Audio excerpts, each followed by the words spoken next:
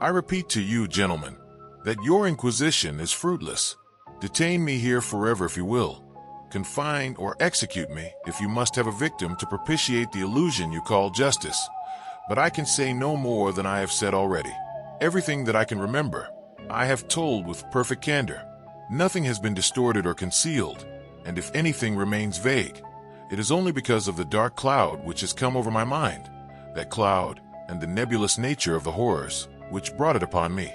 Again I say, I do not know what has become of Harley Warren, though I think, almost hope, that he is in peaceful oblivion, if there be anywhere so blessed a thing. It is true that I have for 5 years been his closest friend, and a partial sharer of his terrible researches into the unknown. I will not deny, though my memory is uncertain and indistinct, that this witness of yours may have seen us together, as he says, on the Gainesville Pike, walking toward Big Cypress Swamp at 11:30 on that awful night, that we bore electric lanterns, spades, and a curious coil of wire with attached instruments. I will even affirm, for these things all played a part in the single hideous scene which remains burned into my shaken recollection. But of what followed, and of the reason I was found alone and dazed on the edge of the swamp next morning, I must insist that I know nothing save what I have told you over and over again.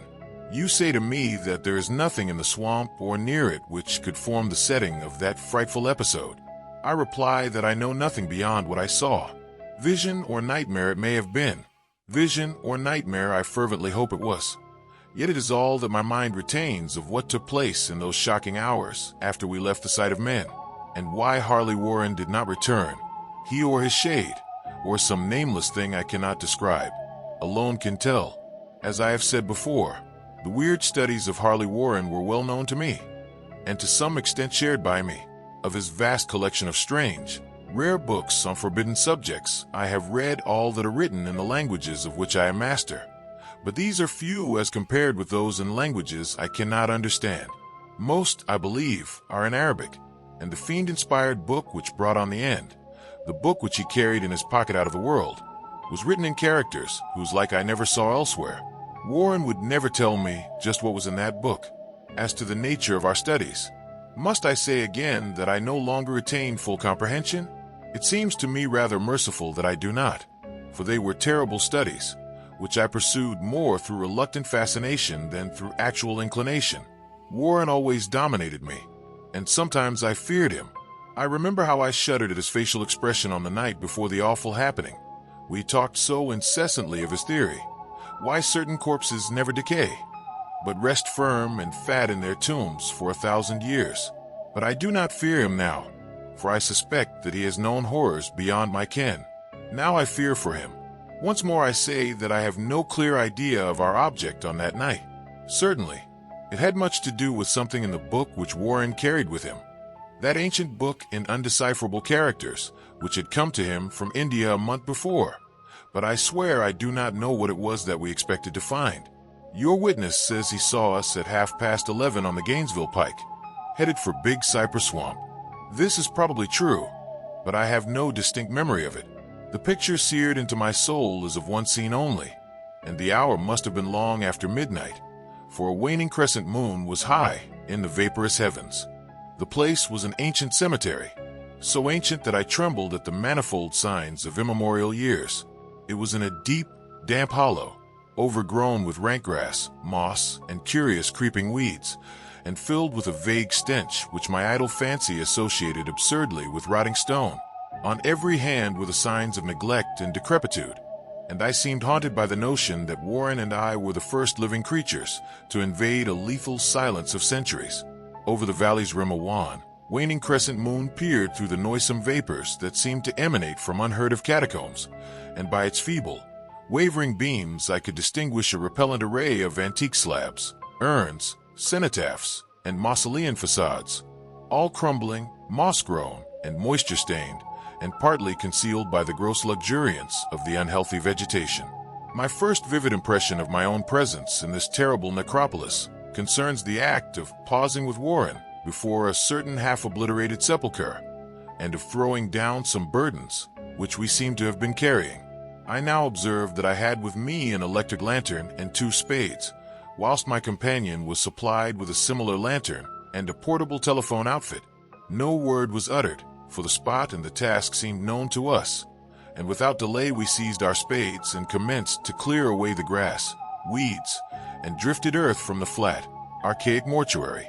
After uncovering the entire surface, which consisted of 3 immense granite slabs, we stepped back some distance to survey the charnel scene, and Warren appeared to make some mental calculations.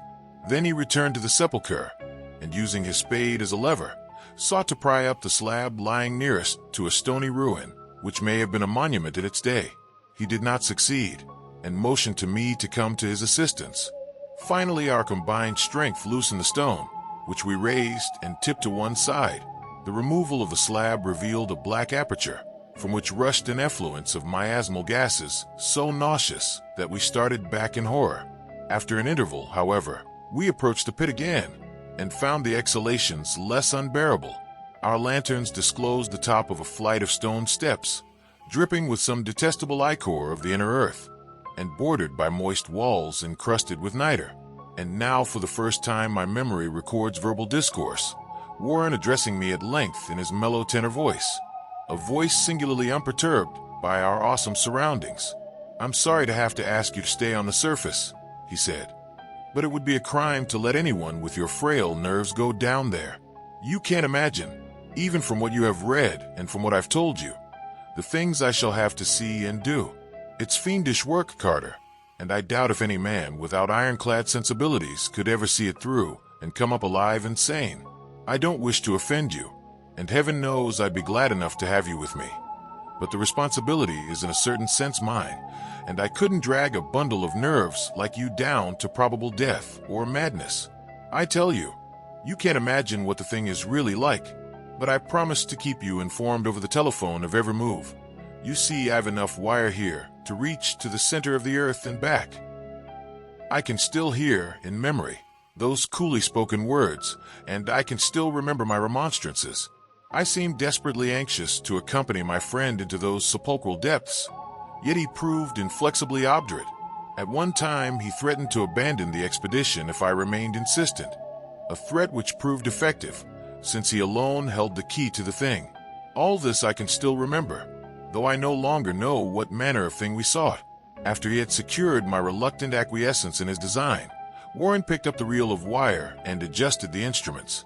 At his nod, I took one of the latter and seated myself upon an aged, discolored gravestone close by the newly uncovered aperture. Then he shook my hand, shouldered the coil of wire, and disappeared within that indescribable ossuary. For a moment I kept sight of the glow of his lantern, and heard the rustle of the wire as he laid it down after him, but the glow soon disappeared abruptly, as if a turn in the stone staircase had been encountered, and the sound died away almost as quickly.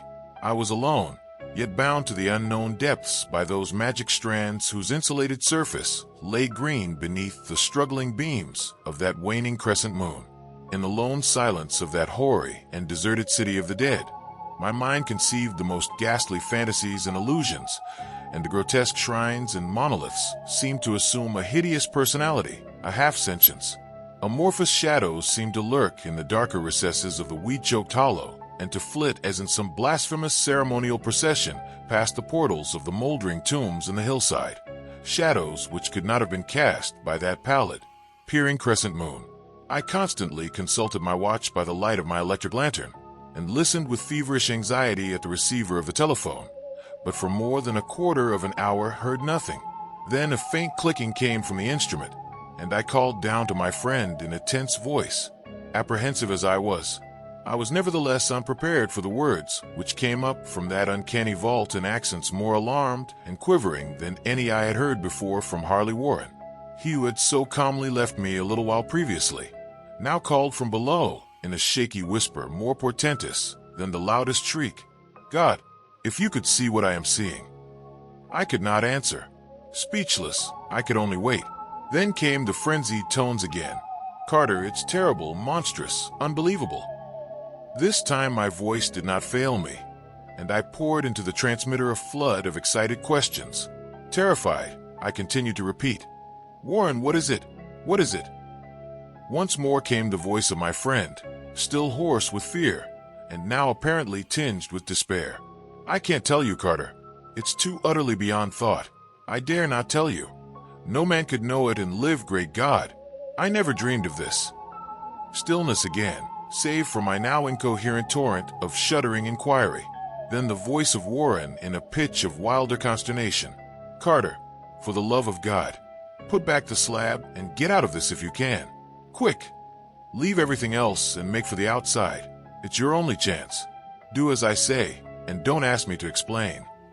I heard, yet was able only to repeat my frantic questions.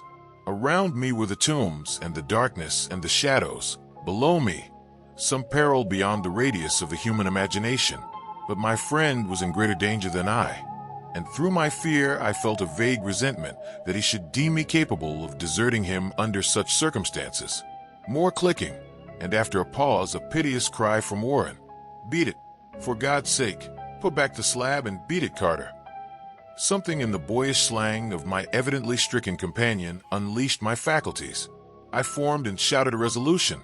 Warren, brace up. I'm coming down. But at this offer the tone of my auditor changed to a scream of utter despair. Don't. You can't understand. It's too late and my own fault. Put back the slab and run. There's nothing else you or anyone can do now. The tone changed again, this time acquiring a softer quality, as of hopeless resignation. Yet it remained tense through anxiety for me. Quick, before it's too late. I tried not to heed him, tried to break through the paralysis which held me, and to fulfill my vow to rush down to his aid. But his next whisper found me still held inert in the chains of stark horror. Carter, hurry. It's no use. You must go. Better one than two. The slab. A pause, more clicking, then the faint voice of Warren. Nearly over now. Don't make it harder. Cover up those damn steps and run for your life. You're losing time. So long, Carter. Won't see you again. Here Warren's whisper swelled into a cry that gradually rose to a shriek fraught with all the horror of the ages. Curse these hellish things, legions, my God. Beat it, beat it, beat it. After that was silence. I know not how many interminable eons I sat stupefied, whispering, muttering, calling, screaming into that telephone. Over and over again through those eons I whispered and muttered, called, shouted, and screamed, Warren, Warren, answer me, are you there? And then there came to me the crowning horror of all, the unbelievable, unthinkable, almost unmentionable thing. I have said that eons seemed to elapse after Warren shrieked forth his last despairing warning, and that only my own cries now broke the hideous silence. But after a while there was a further clicking in the receiver, and I strained my ears to listen. Again I called down, Warren, are you there? And in answer heard the thing which has brought this cloud over my mind.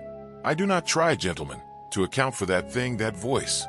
Nor can I venture to describe it in detail, since the first words took away my consciousness and created a mental blank which reaches to the time of my awakening in the hospital. Shall I say that the voice was deep, hollow, gelatinous, remote, unearthly, inhuman, disembodied? What shall I say?